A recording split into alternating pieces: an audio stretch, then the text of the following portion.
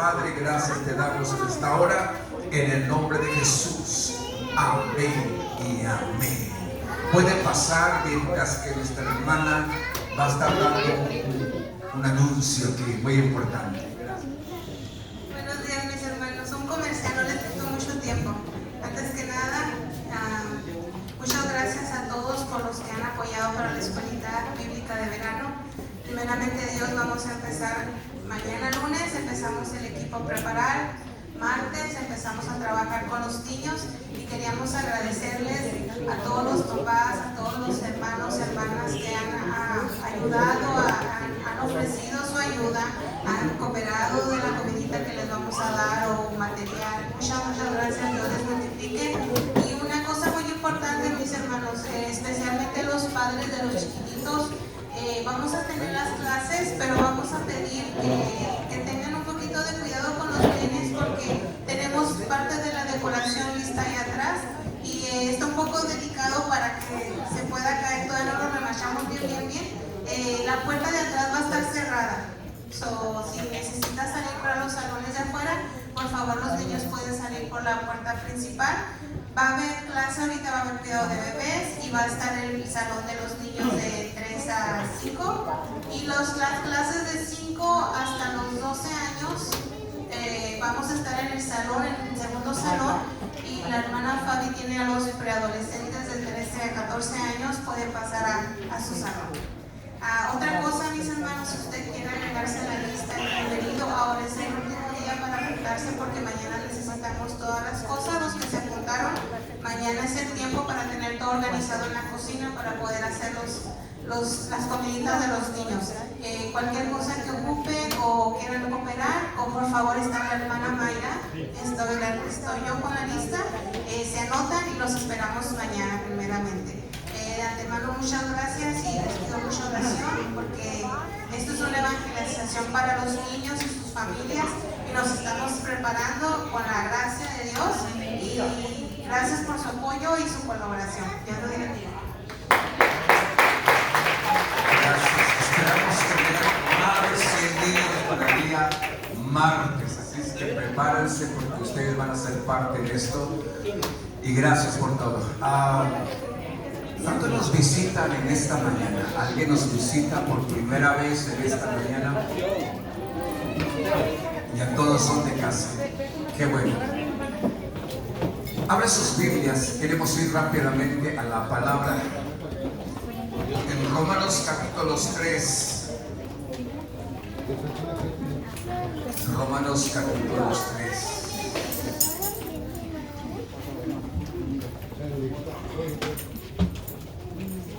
¿Cuántos están contentos esta mañana? Sonríale al que está a su lado. Cámbiale la cara que usted tiene ahorita. Porque a veces es difícil cambiar la cara cuando hay problemas. Que Dios nos ayude. ¿Verdad que sí? Relájese. Concéntrase. Abre su corazón. Disponga. Así es que la palabra, diga la palabra, tiene poder. Gracias. ¿Cuánto le ha bendecido la palabra? ¿Cuántos le ha cambiado su vida la palabra? ¿Cuánto lo ha transformado su vida la palabra?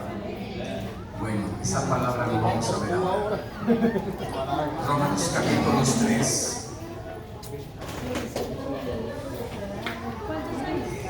Así es que relájese este día y toda esta semana porque vamos a ver la gloria de Dios con los bebés, con los niños. Así es que si usted tiene familia, conocido, invítelos para que pase un momento con nosotros esta semana. Aquí vamos a estar dispuestos a servirles. ¿Listos? Romanos capítulo 3, verso 9.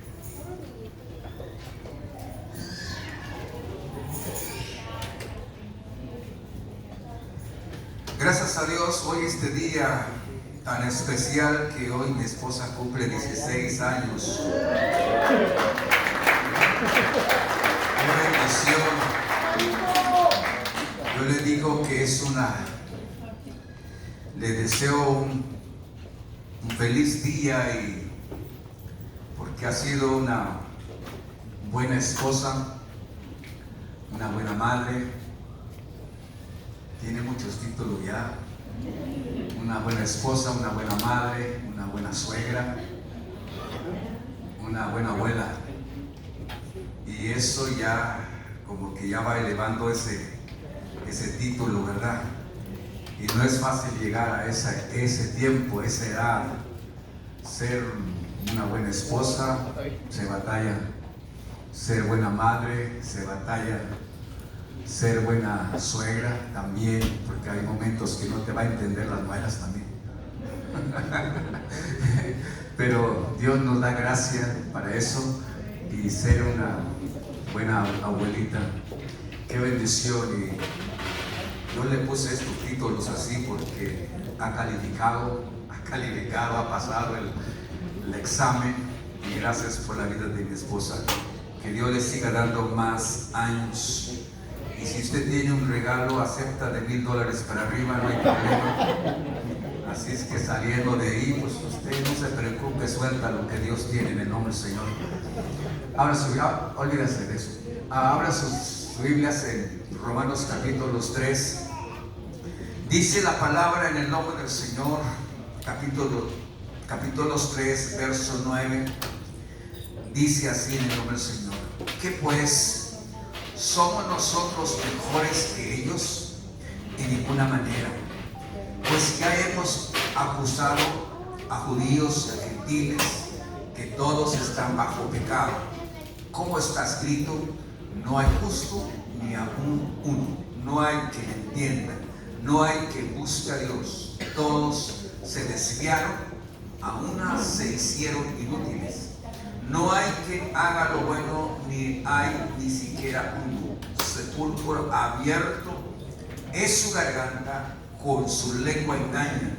Veneno de áspides hay debajo de sus labios. Su boca está llena de maldición y de amargura. Sus pies se apresuran para derramar sangre. Quebranto y desventura hay en sus caminos, y no conocieron camino de paz. No hay temor de Dios delante de sus ojos. Pero sabemos que todo lo que la ley dice, lo dice a los que están bajo la ley, para que toda boca se cierre y todo el mundo quede bajo el juicio de Dios, ya que por las obras de la ley ningún ser humano será justificado delante de él, porque por medio de la ley es el conocimiento del pecado. Padre, te damos gracias en esta mañana.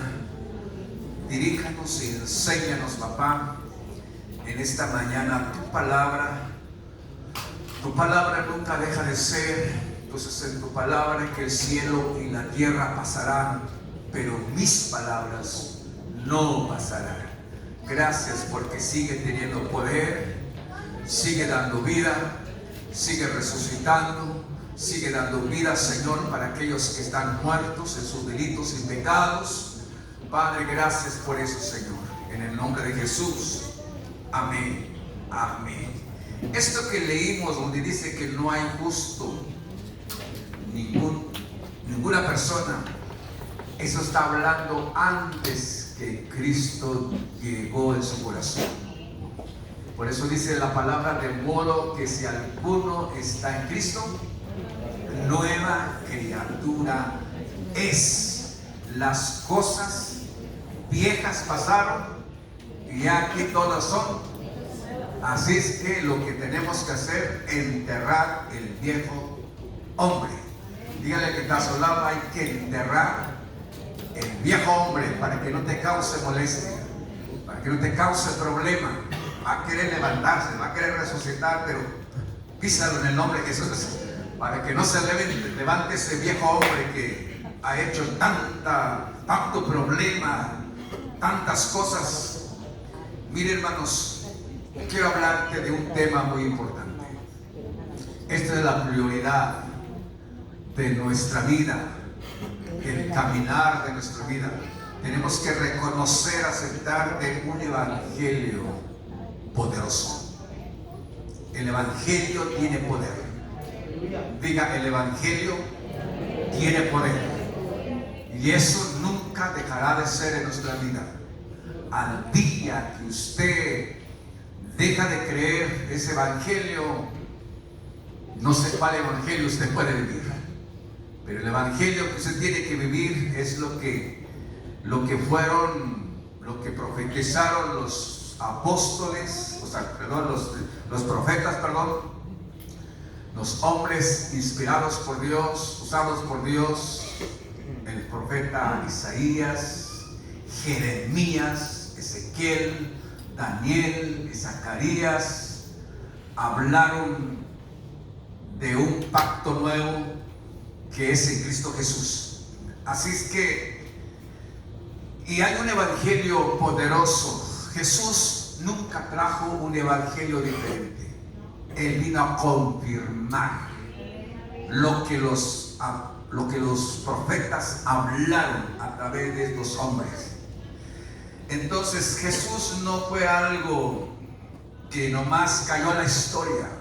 Eso ya viene dicho desde antes de muchos años. Hombres que se levantaron a confesar o a declarar, a profetizar ese pacto, esa bendición, lo que Dios tenía para este tiempo. Amén. Entonces, la pregunta es, en esta mañana, hay un evangelio que usted y yo tenemos que predicar, pero ¿cuál evangelio usted vive en este tiempo? Esa es la pregunta, porque conocemos de un evangelio verdadero, pero ¿cuál es ese evangelio que usted expresa en este tiempo? Porque hoy en día hay muchos maestros, muchos predicadores, muchos que confesamos de un evangelio, pero ya no es ese evangelio que Jesús presentó para esta humanidad. El evangelio que Jesús trajo alboroto, trajo buenas noticias, trajo novedad de vida, trajo cambios, trajo transformación, y se hablaba con denuedo el evangelio. Y un hombre que tomó algo con tanta sinceridad, con tanto amor, que más veo aquí en el Nuevo Testamento, el que más predicó, el que trajo el evangelio, que tocó el corazón de mucha gente. Yo sé que el primero que trajo el evangelio, que debe ser el mismo evangelio que él es la palabra de verdad, es Cristo Jesús. Pero aquel hombre que también le creyó a Jesús, que fue el apóstol Pablo, un hombre que hizo la diferencia después de Jesús. Pero mire, te quiero nomás hacer ver algo. El poder del evangelio. El mensaje de Jesucristo central es su vida, su muerte, resurrección, y tiene la capacidad de transformar vidas y ofrecer salvación. En Romanos capítulo 1:16, el apóstol recalca, donde dice: no me avergüenzo del evangelio, porque es poder de Dios. El evangelio, ¿qué es el evangelio para usted? ¿Qué es lo que significa el evangelio? El evangelio son buenas noticias, buenas nuevas de salvación, o el evangelio son buenas noticias. ¿Cuánto le gusta escuchar buenas noticias? Nadie nos gusta escuchar malas noticias.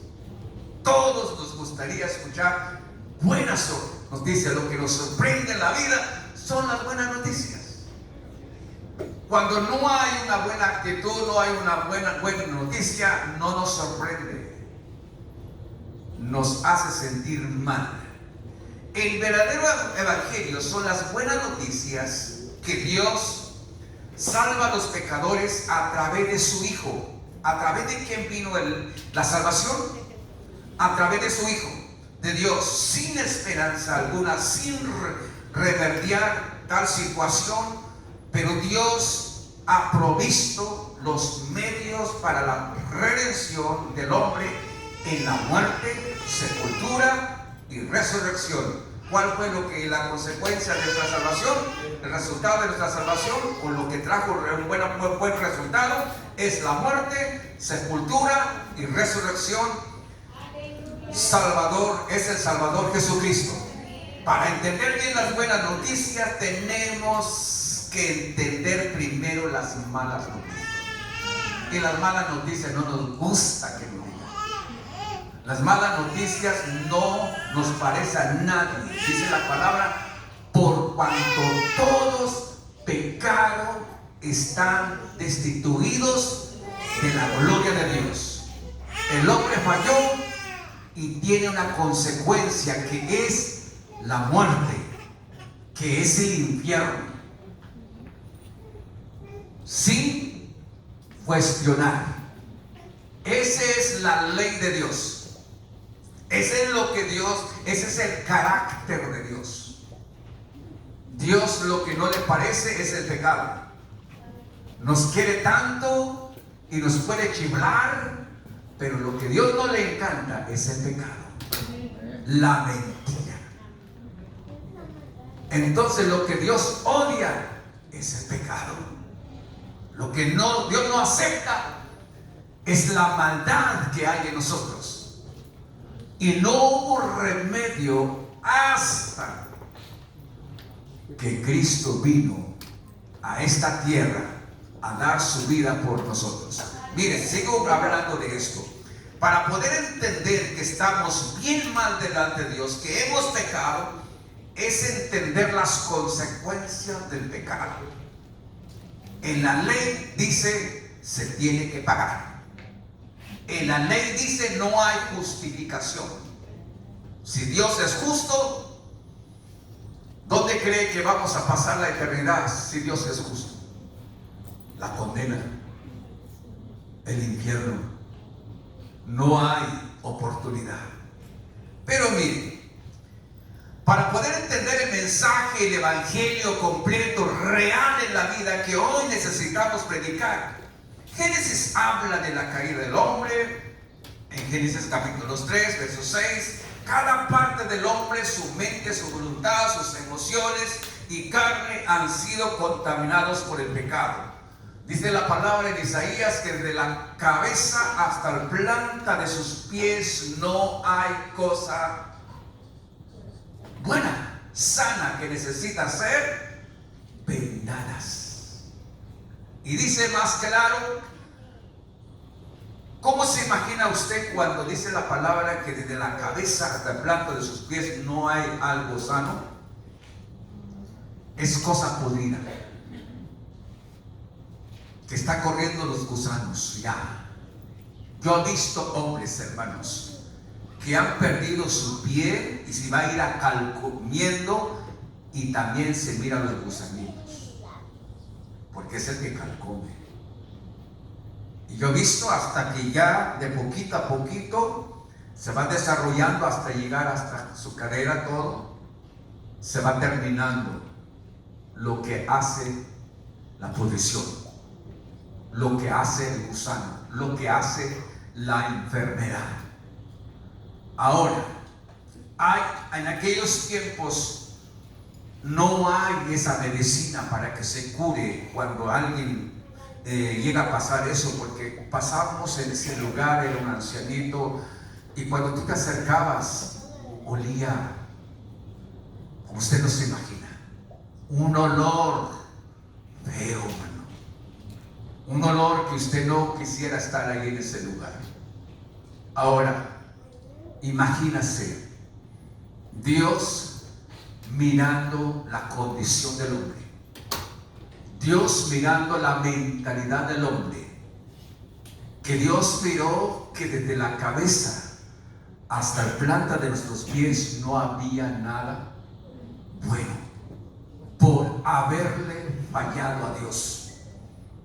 Dice que de la cabeza al planta de los pies había pura hinchazón, cosa podrida, que olía mal, feo. Ahora,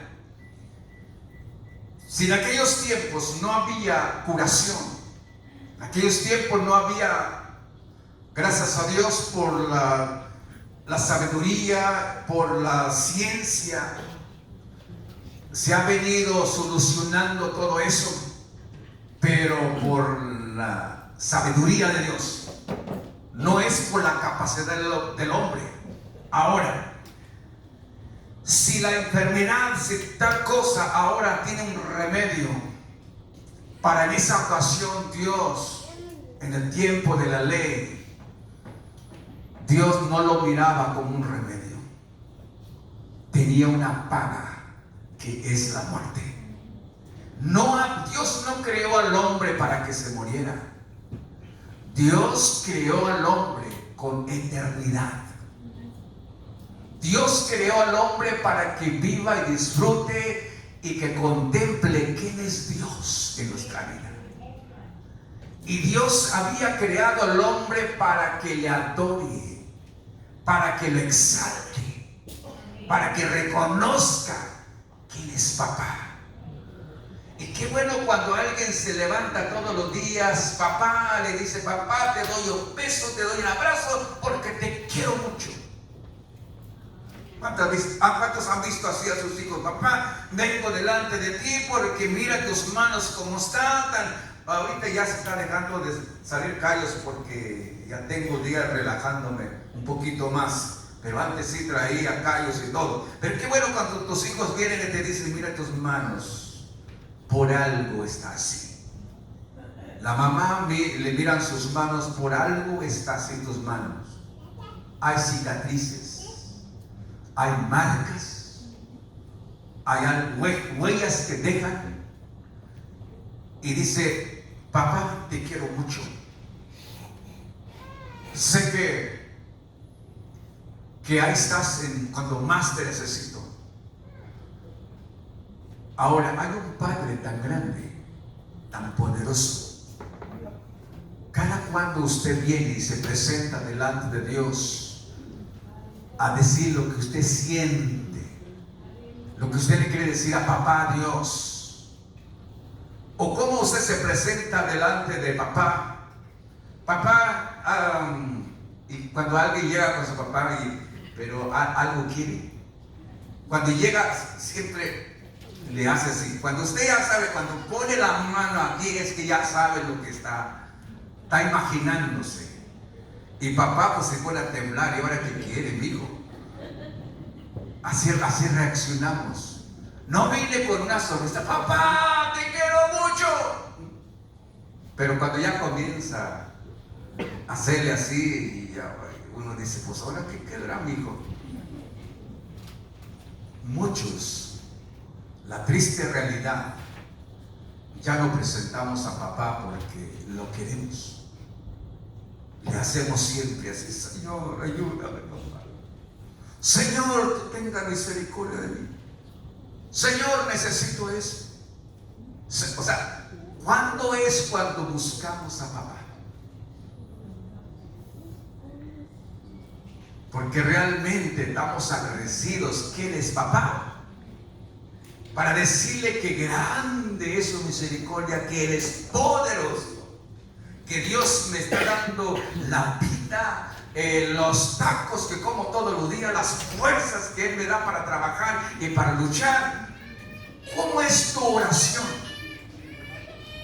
La oración que usted, cuando usted sabe el poder del Evangelio, cambia la forma de nuestra expresión delante de Dios. Cuando usted sabe que el Evangelio tiene poder, es una novedad de vida.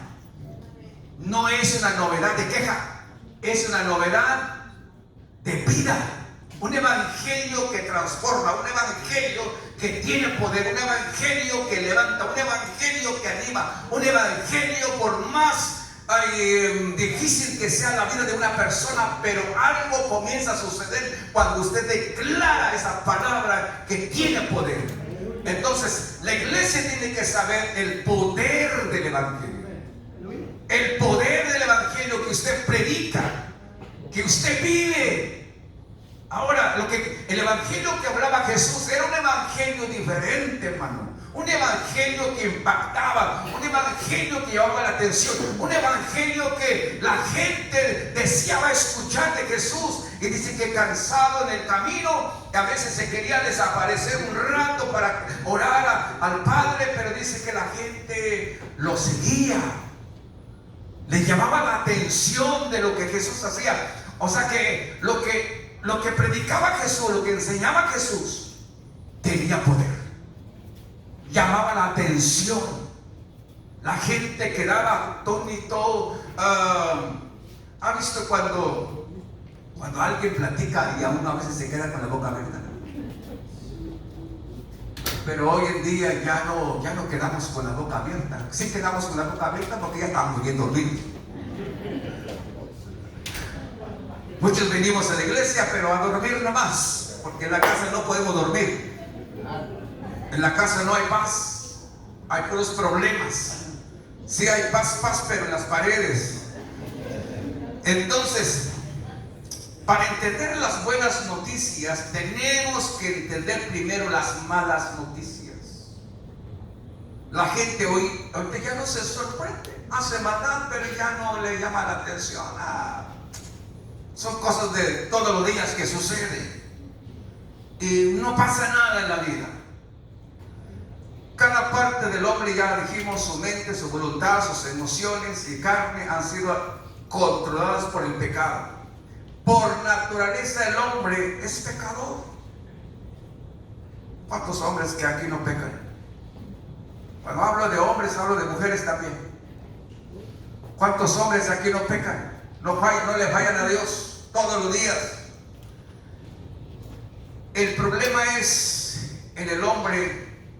No tiene sentido, no tiene nada de apetito, no tiene nada de deseo sin Dios. Él no busca ni puede buscar de Dios por sí solo. El hombre no tiene deseo de venir a Dios. No tiene ganas de nada sin Dios, o sea, no le ha llegado a su corazón. Pero ¿qué dice Romanos 8:7?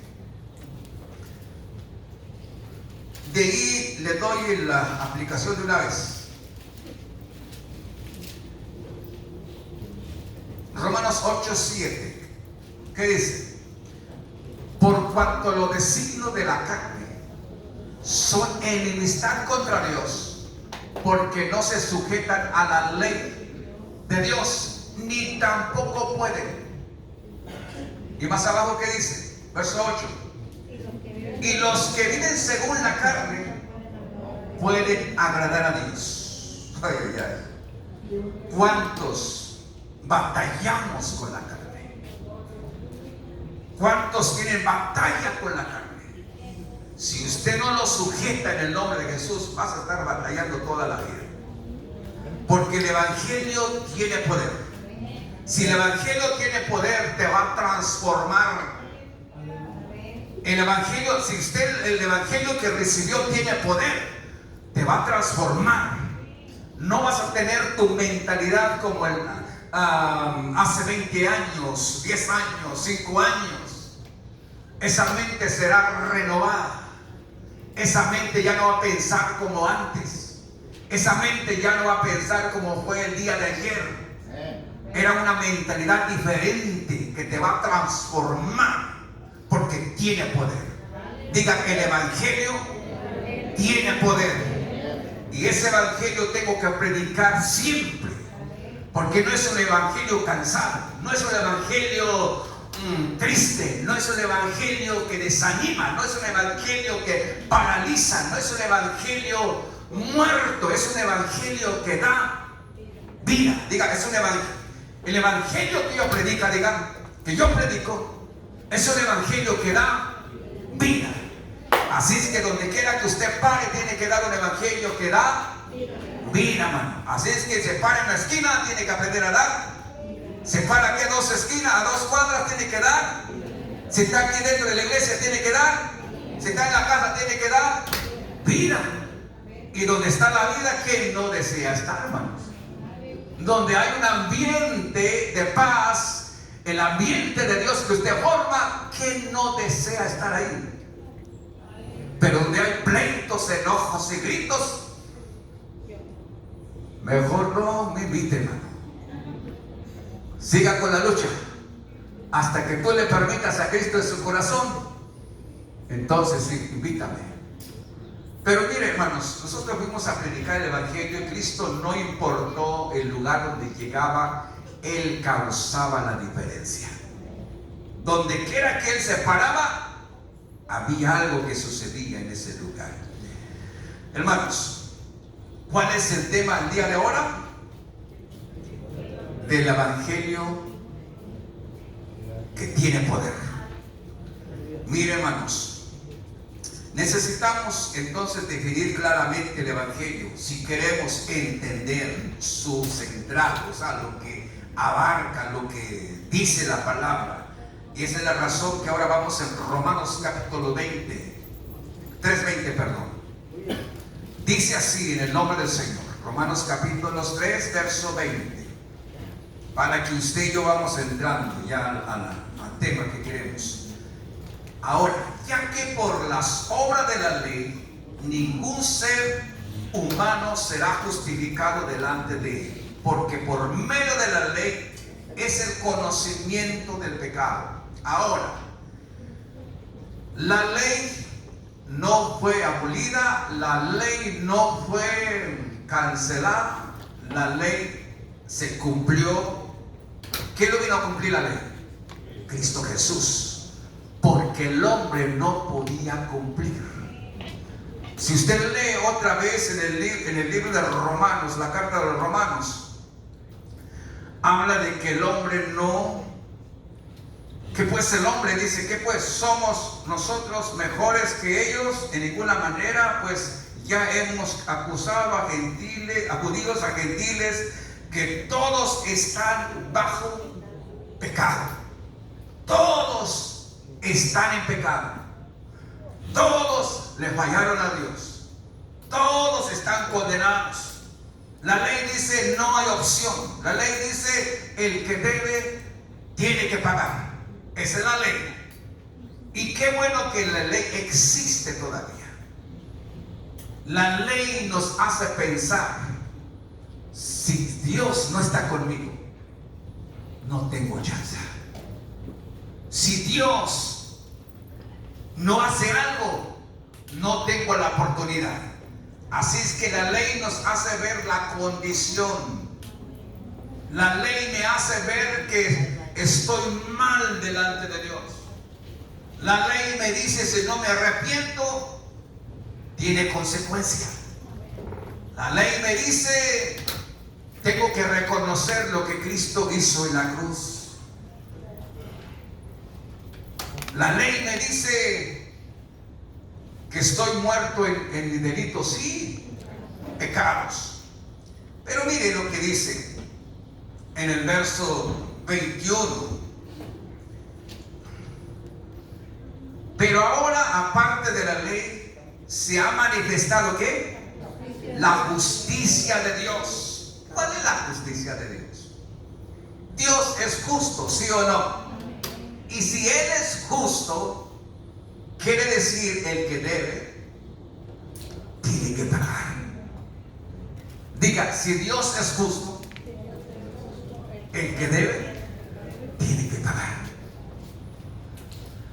Pero Dios es misericordioso. Diga, pero Dios es misericordioso. Porque la ley te condena. Ahora quiero seguir. Que usted siga leyendo esto. Pero aparte de la ley se ha manifestado la justicia de Dios, testificada por la ley y por los profetas. Ahora aquí ya hablando lo que Dios tenía planeado para la humanidad después de haber fallado al hombre, después de que el hombre falló a Dios. La justicia de Dios, verso 22, la justicia de Dios por medio de la fe en Jesucristo. ¿Cómo llega la justicia de Dios? ¿Por medio de qué? De Jesucristo, por la fe en Jesucristo. Por todos los que creen en Él. Ahora para el que cree, todas las cosas son posibles. Entonces quiere decir que para que yo pueda escaparme de la condición, para que yo me pueda escaparme del infierno, para que yo me pueda escaparme de un castigo eterno, ¿qué tengo que hacer? Me tengo que arrepentir, reconocer que yo he pecado delante de Dios, reconocer que yo he fallado a Dios. ¿Cuántos pecadores hay aquí? Muy pocos. ¿Cuántos le han fallado a Dios? ¿Cuántos errores han hecho? No errores, horrores. Entonces, pero dice que Él nos amó tanto. Dice la justicia de Dios por medio de la fe. ¿En qué? En Jesucristo, para que todos los que creen en Él, porque no hay diferencia. Ahora el verso 23, ¿qué dice? Por cuanto todos pecaron, están destituidos. Oh, qué cosas. Cada vez que yo leo esta frase, me recuerda cuando el maestro dijo: fulano de tal, 10 excelente, fulano de tal 9.5, fulano de tal 8.5, fulano de tal todavía va como que va abajo, pero el último, ese es el que no me gustó, Josué Martínez, reprobado. Entre todos los 50 alumnos, reprobado. ¿Cómo cree que me puse? ¿Usted cree que me puse alegre por lo que dijo el maestro? Me sentí el más abajo. Señor, no hallaba de dónde meter la cabeza. Ese lugar para mí en ese momento fue una eternidad de pasar con mis compañeros. Porque yo veía, había una muchacha, pero no sé cómo le hace, siempre sacaba 10 excelentes. Siempre. No había alguien más. Y me daba, no sé, quisiera ser como esta joven así. Y dije, ¿de dónde saca tanto seso para aprender algo? Y a mí no se me entra, no sé qué me pasa. Estudio, no se me graba nada. Pero mire, hermanos, qué bueno que Dios no me reprobó. Me puede reprobar el hombre, pero gracias a Dios por su misericordia, aquí estoy.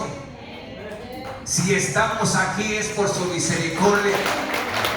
Si estamos aquí porque Dios place amarnos, no mirar nuestra condición. Él murió por nosotros y dio su vida por nosotros. Aunque el mundo te aborrezca, te pisotee, como tú lo quieras llamar, te sientas el más insignificante, te sientas el más pequeño de todos, pero Dios puso ojos en ti. Dios te miró a ti y dijo: voy a mandar a mi hijo para que él pague el pecado por ti, para que él muera por ti, para que él sea el héroe por ti. Imagínate cuando ¿sabes? Cuando tú llegas a un tribunal, y cuando tú llegas a un tribunal no es porque eres buena onda, porque cuando el juez te puso una cita que debe estar ahí a tales horas, ni modo de decirle ahí, pues no soy culpable. Tienes que declarar que eres culpable, si sabes que eres culpable. Entonces, si tú dices que no eres culpable, pues mayor condena para ti. Pero ¿quién se presenta ante un tribunal nomás? Y cuando te ponen fecha, por más hombrecito que sea, mano, por más bigotón acá y con un sombrerón, con botas y todo, llegas a ese lugar, comienzas a temblar, ¿sí o no? Porque no quisieras estar adentro de una cárcel, no quisieras imaginarte adentro ahí y usted dirá, pues usted no se va a imaginar tal cosa. Usted lo que piensa es que ¿qué van a hacer por ti? Y no, yo sé que por dentro de ti, Señor, aunque nunca habías clamado a Dios, aunque nunca había dicho, Señor, ayúdame, a veces nos levantamos y córrale, como dijo mi abuelita, el burro sin mecate. Nosotros caminamos en ese estilo de vida, pero cuando estás en un problemón, cuando te vas a presentar ante un tribunal, mira, ese joven, ese señor, ese viejo que enseña por dentro, comienza a decir, Señor, ayúdame, Dios mío, ayúdame, Señor, ojalá que no pase tal cosa en mi vida. Y estamos ahí casi temblando ahí. Pero ¿por qué clamar a Dios en ese momento? Yo sé que es bueno clamar a Dios en ese momento, pero ¿por qué no clamarle a Dios en todo tiempo? ¿Por qué no buscar a Dios en todo tiempo? Cuando deberíamos de reconocer que hemos fallado a Dios, hemos pecado delante de Dios y tiene que haber arrepentimiento.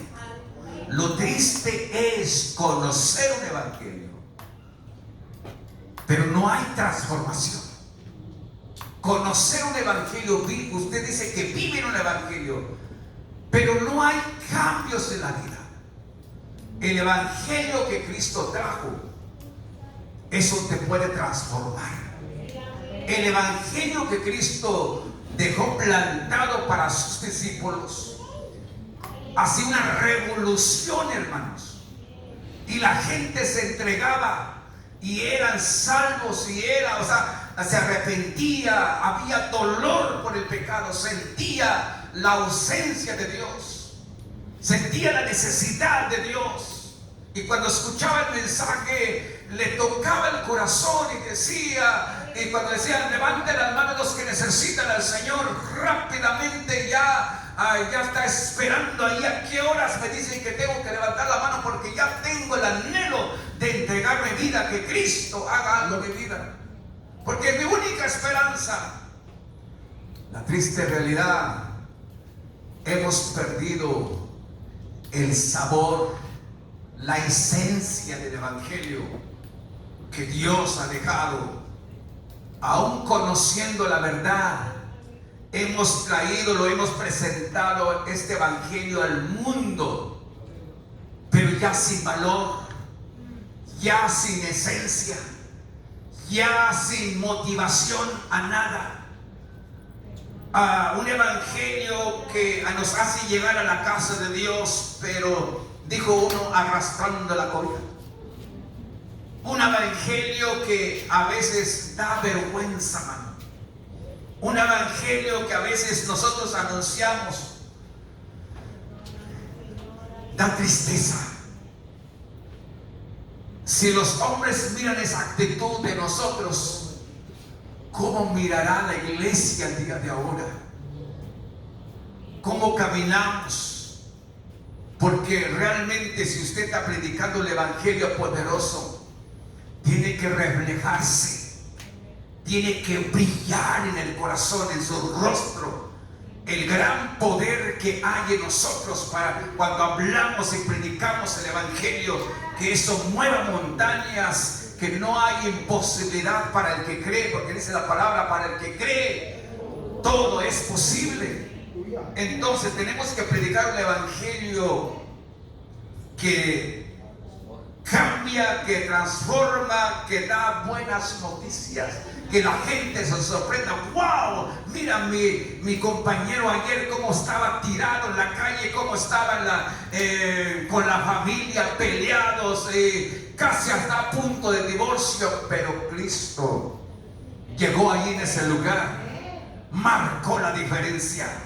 Era pecador, como usted no se imagina, echado a perder. Pero mire, ahora que conoció el Evangelio, mire dónde está.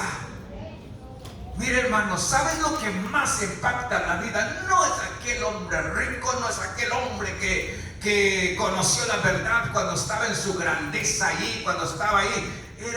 ¿Sabes lo que impacta más el Evangelio? El que estaba tirado en la calle, el que no podía caminar, el que estaba ciego, la mujer que por muchos años, por 12 años, estaba ya desahuciada. Ya los doctores ya no le habían, o sea, ya no le estaban dando una buena información. Ella desesperada había gastado todo su dinero por encontrar una respuesta. Pero hay algo que sucedió en su corazón, hay algo que lo despertó en su vida. Escuchó las buenas noticias. Escuchó las buenas noticias, que alguien estaba confesando, que alguien estaba predicando el Evangelio, que alguien iba a pasar por ahí. Era Cristo Jesús. Y cuando escuchó esta noticia dijo: wow, sea lo último que haga. Ya no tengo dinero, ya no sé ni dónde confiar, pero aquí está mi oportunidad. Y no pierdo nada si Dios me quiere sanar. Y dice que se fue y sabe la imposibilidad de esta mujer, ya no tenía ni fuerzas. Ya no tenía ni fuerzas para llegar a donde estaba Jesús. Pero hizo el último intento cuando ya no había respuesta, cuando ya no había solución, cuando ya no había remedio, cuando las puertas se habían cerrado. Se levanta y buscó la forma. No importa que me pisotee, no importa que no encaje allí en ese lugar, no importa lo que pase, pero que si tan solamente tocare el borde, seré sana. Yo creo que eso llamó la atención del corazón de ella. Eso le marcó la diferencia cuando dijo: no importa lo que pase, pero intentaré. Es imposible acercarme a Jesús. Primero, estoy inmunda. Todo el mundo me desechan, porque en esos tiempos la ley condena cuando una mujer está sola. Pero esta mujer dijo: sea lo último que haga, pero voy a intentar. ¿Sabe lo que revoluciona a una persona? Cuando realmente sientes ese dolor que te está pasando en la vida. ¿Sabe lo que causa la diferencia en tu vida? Es cuando tú sabes que has fallado a Dios, estás mal delante de Dios y dices: no tengo otra alternativa, tengo que conocer a Jesús. Cuando tú viniste a Jesús sabiendo que estaba destrozado, fracasado, estabas en la ruina, estabas en la calle, estabas tirado, ya te han dicho que ya no hay solución, pero tú te levantaste a creer, a decir: Señor, sea lo último que haga, pero voy a hacer esta decisión, me cueste lo que me cueste, pero voy a esforzarme, me voy a levantar. Y me duele la condición como estoy, porque ya perdí mi esposa, ya perdí mis hijos, ya perdí mi familia, ya perdí mis padres, y aquí estoy, Señor. Esta persona se levanta porque se levanta y dice: no importa. Y hablamos como esta mujer que había pasado por 12 años. ¿Y qué fue lo que causó la diferencia después de haber tocado a Jesús? Hubo un milagro. Jesús dijo: alguien me tocó. Alguien me tocó. Ahora, sus discípulos no entendían el mensaje todavía. ¿Qué cosas cuando no entendemos el mensaje? ¿Qué cosas cuando no entendemos el evangelio que Jesús tiene para el hombre? Los discípulos todavía dicen: ¿cómo dices que alguien te tocó? Si todo el mundo te aprieta, todo el mundo te empuja. Jesús dijo: no, es que algo salió, poder salió en mí. Poder salió en mí. Entonces, y dijo: ¿quién me tocó? ¿Sabes qué sucedió? Se rompió el silencio. Se levanta, no sé si se levantó ahí o estaba tirada, pero dijo la mujer: yo soy la persona que te toqué. Mira, hermanos, lo que Jesús Lo que Dios le toca al corazón es que si tú le crees, es que si tú te levantas como esta mujer, lo que Dios le llama la atención no es tu prepotencia, no es tu capacidad, no es tu conocimiento, no es tu orgullo, es tu humildad delante de Dios. Lo que Dios llama a tu corazón, lo que Dios llama la atención, y no importa lo que Dios está haciendo, si lo que va a hacer que Dios haga silencio en ese momento que estás pasando, es la actitud de tu corazón. Esta mujer ya no tenía nada que dar. Esta mujer ya no tenía otra opción. Lo único que esperaba era la muerte. Todo se había terminado. Qué bueno es buscar a Dios cuando todo se ha terminado. Mientras que tú todavía tengas algo que ver, mientras que tú tengas algo que poner por pretexto, Dios no puede hacer nada. Mientras que tú puedas poner obstáculos, mientras que tú puedas poner excusa para buscar a Dios, Dios no puede hacer nada. Hasta que tú decidas decir: Señor, estoy cansado, no sé qué hacer más en la vida, no sé qué hacer si no decido ahora. Si tú no haces nada por mi Señor, para mí todo se ha terminado. Pero si tú intervienes ahora en mi vida, Señor, de lo que está pasando, Señor, puede cambiar las cosas. Hay algo que tú puedes mirar en la vida, pero si mientras que tú no te canses de una vida que Dios no te ayuda, que no funciona en tu vida, Dios no puede hacer nada. Porque Dios es caballero. Diga: Dios es caballero. Él respeta tu orgullo, aunque no es de bendición. Él respeta tu desobediencia, aunque no es de bendición. Él respeta lo que usted decida, porque aunque no sea de bendición, pero Él respeta. Pero el Señor llega y todavía el Señor llega todos los días. El Señor todos los días da oportunidades. Amanece y sale el sol. A veces Dios cambia la forma como Dios habla, hace llover. A veces Dios hace algo que tiemble la tierra, comienza a tronar, hay truenos. A veces Dios hace algo que otros países están en guerra, otros lugares están con hambre. A veces Dios busca la forma como llamar la atención. Dios es caballero. Amén. Y todavía Dios dice: ¿me permites entrar en tu corazón? Dios todos los días dice: ¿me permites entrar en tu corazón? ¿Me permites entrar en tu habitación? ¿Me permites entrar donde está el problema? ¿Me permites entrar donde para ti se te hace imposible vivir la vida? ¿Me permites hacer algo por ti? ¿Cuál es nuestra respuesta? ¿Cuál es nuestra actitud? ¿Qué reflejamos a pesar de todo? De manera que la ley, a la verdad, es santa y el mandamiento es santo, justo y bueno.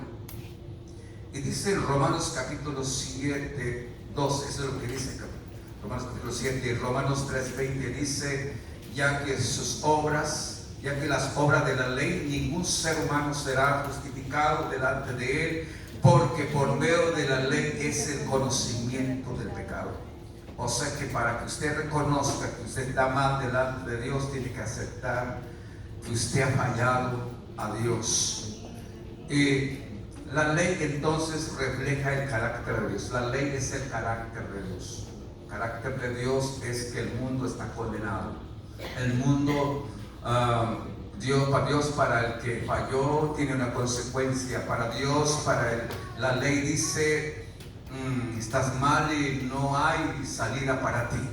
Pero mire, por cuanto los designios de la carne son enemistad a Dios, ni tampoco puede hacer cambios en la vida. O sea, dice, por cuanto los designios de la carne son enemistad contra Dios, porque no se sujeta a la ley de Dios, ni tampoco puede. Por sí el hombre no puede hacer cambios. Por si el hombre no tiene apetito de buscar a Dios, por si el hombre no tiene apetito de orar ni de leer la Biblia. En estos días yo le dije a los jóvenes, porque a veces uno tiene que cansarse de una vida que no funciona. Le dije a estos jóvenes que se acaban de entregarse al Señor, mire, lo que vamos a hacer es aprender los libros de la Biblia. Amén. Es lo primero. Aleluya. ¿Por qué? Porque ¿de qué sirve pasar años y años y no saber de dónde está Génesis? Amén. Años y años y no saber dónde está Apocalipsis. Cuando dice Apocalipsis, lo andamos buscando en Génesis. Y cuando dice de Génesis, lo andamos buscando allá en Apocalipsis. Y cuando alguien nos dice hay que decir un versículo, no sabemos ni, queremos inventar y al último no sabemos ni la cita. Y lo único que sabemos es que Jesús lloró, es todo. Que Dios es amor y es todo. ¿Qué evangelio predicamos? No sabemos ni cómo funciona el armamento, ni sabemos cómo está, porque dice que la palabra es una arma poderosa. La palabra es una arma poderosa. Por eso a veces el enemigo viene y deshace contra nosotros. Muy fácil nos paraliza, muy fácil nos desanima por cualquier cosa pequeña, cuando estamos frustrados, cuando vemos el problema, cuando vemos que no nos alcanza y comenzamos a frustrarnos, cuando la palabra tiene poder. La palabra tiene poder. Me acuerdo cuando una ocasión estaba jueves y ya no hallamos no teníamos nada que comer, y papá digo, tengo 50 centavos. Ese tiempo de 50 centavos estaba así, de grandotote, así. Y entonces, y los billetes en aquellos tiempos parecían dólares de $1. No sé cuánto lo vieron, bueno, ese es el tiempo de mi abuela. Y entonces papá dijo, pues no podemos ir ni al pueblo porque ya no hay que comer. Y la única razón, íbamos a cortar en el monte, no sé, los plátanos esos cuadrados, no sé cómo le llaman ustedes, esos huesotes así de grandes y todo, y la cortábamos y mamá hacía comida en eso, y era la forma que podíamos comer algo. Y el último, pues ya acabamos hasta los plátanos y todo. Ya no había, estaba llueve, duró mucho tiempo lloviendo, como ahorita ya tiene 3 semanas lloviendo allá. Entonces, si hay agua suficiente, miren hermanos, ese tiempo ya no teníamos nada que comer. Y no podíamos ir al pueblo para ir a comprar algo, porque el río estaba, el arroyo llevaba aguas, hermanos, y no podíamos cruzar. Y teníamos que, hacíamos 1 hora a pie para llegar a ese pueblo, pero para rodear teníamos que hacer 3 horas para llegar donde estaba el pueblo. Y no teníamos ni para el camión nada, 50 centavos en la bolsa de mi papá. Dije, con esto, ¿qué vamos a comprar? 50 centavos. Todavía no sé cuánto vale el kilo de frijol, pero él se imaginó que iba a traer muchas cosas por 50 centavos. Pero gracias a Dios. Dios siempre mira la necesidad. Y papá dijo, pues aquí vamos a esperar el camión. Yo no sé dónde iba a sacar el camión, llevamos 50 centavos. Pero yo fui caminando por allá, al rumbo donde se me ocurrió a dar una vuelta por allá. Ese tiempo encontré 5 pesos. 5 pesos era mucho para ese tiempo. Íbamos a comprar suficiente maíz, suficiente frijol y algo más. 5 pesos.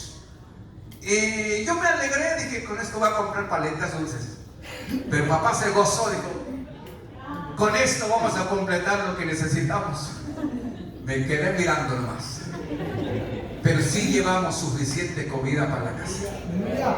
Ahora, no importa cuánto cargues en tu bolsa, mientras que Dios vaya contigo, hay una puerta abierta para ti. No importa cómo te sientas en el momento difícil, mientras que Dios esté en el plan, no te tienes que preocuparte. No importa cómo te sientas en estos momentos, dice, no tengo para pagar mi renta, no tengo para pagar mi casa. Preocúpate que Dios esté ahí. Si Dios está ahí, marcará la diferencia. Ese es el evangelio que usted tiene que predicar. Ese es el evangelio que usted tiene que anunciar todos los días.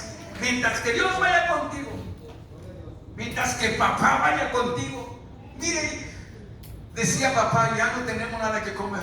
Nosotros no sabíamos nada de eso.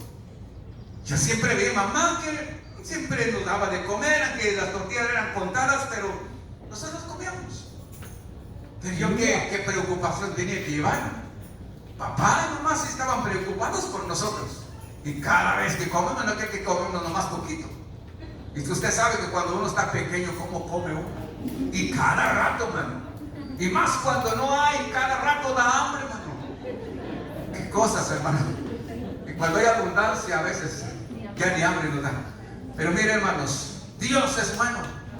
Si tú servirías, si te acercaras a ese Dios poderoso, que cuando tú lo conociste, el que te hizo el cambio, el que te transformó tu vida, el que hizo una revolución en tu vida, el que te dio buenas noticias, yo creo que tienes que seguir confiando a ese Dios, ese evangelio, que no se tiene que dejar de ser.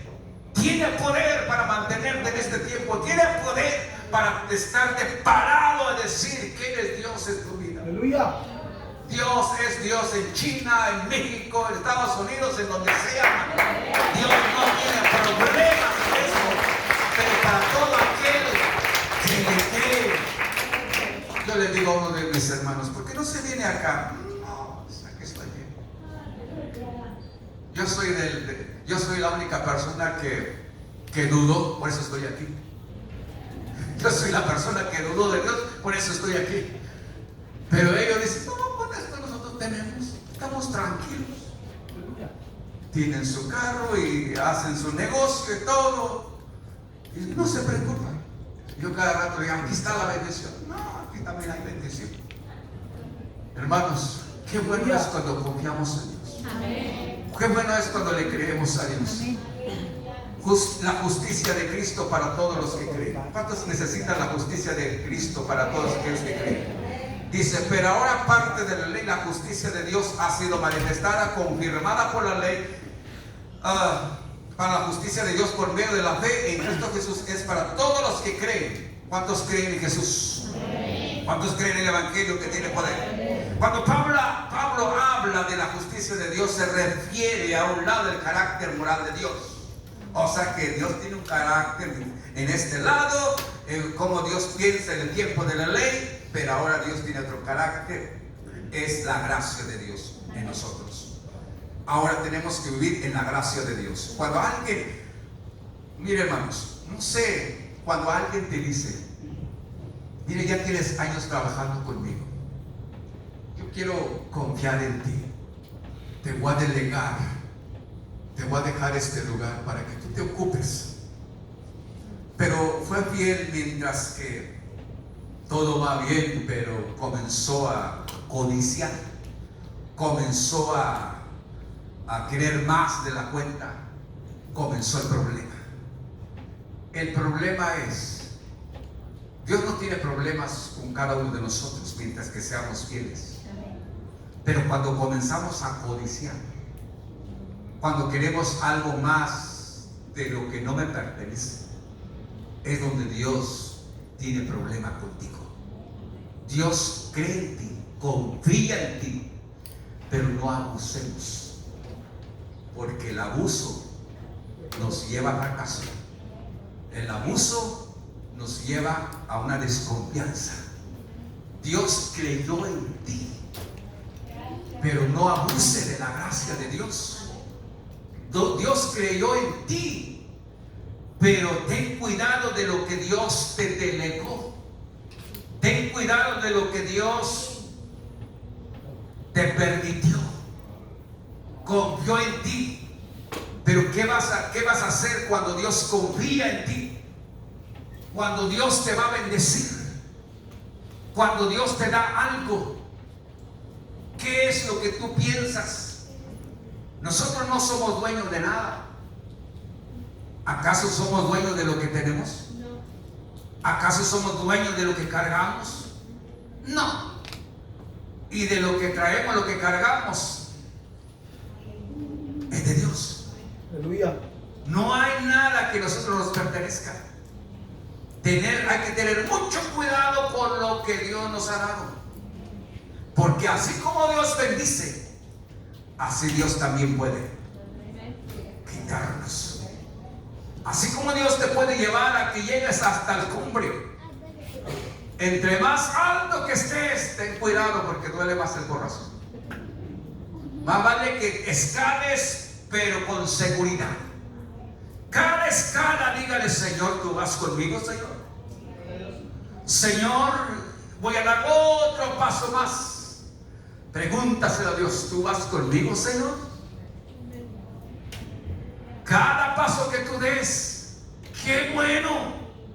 Cada paso que tú des, qué bueno, porque la gloria de Dios va contigo. La presencia de Dios va contigo. Pero cada momento tienes que cuidarte los pasos que vas a dar. Que no te olvides quién es papá. Que no te olvides de dónde vienen las fuerzas. Que no te olvides de dónde vienen los tacos. De no te olvides de dónde viene el oxígeno. Porque al día que te olvides, tendrás un problema. Por más alto que hayas llegado, habías confiado en Dios y has llegado hasta lo extremo, lo más arriba, el porrazo es más duro. Y vas a decir: ¿qué pasó? Entonces sí le vamos a decir al Señor: ¿qué pasó? Si estaba ya bien allá arriba.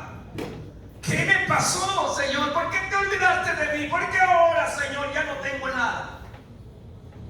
Es que no fue Dios el que hizo la diferencia. Soy yo. Porque me confié en lo que poseía. Me confié en lo que yo miraba. Nunca pongas la mirada en las cosas temporales. Mire las cosas de arriba, donde está Cristo sentado en la vida de Dios Padre. Ese tesoro, ese ahorro, esa inversión que usted hace para Dios, Dios te recompensará aquí y te va a recompensar allá. Lo que tú hagas aquí en la tierra, también Dios te va a recompensar allá. Pero si usted es codo aquí en el reino de Dios, no sé cómo lo vamos a entrar allá. Cuando hablo de codo, no es hablar solamente de dinero. ¿De qué forma? No queremos buscar a Dios. No tenemos ganas de orar. No tenemos ganas de leer la Biblia. No tenemos ganas de servir al Señor, ni de alabar al Señor. Ese es ser.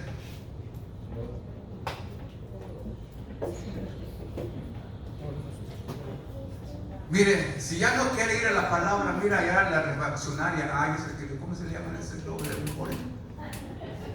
Échale ahí, va a ver que sí se va a aflojar. Y descansa usted mejor.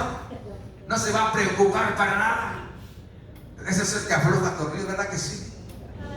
Bueno, ese también afloja los codos también.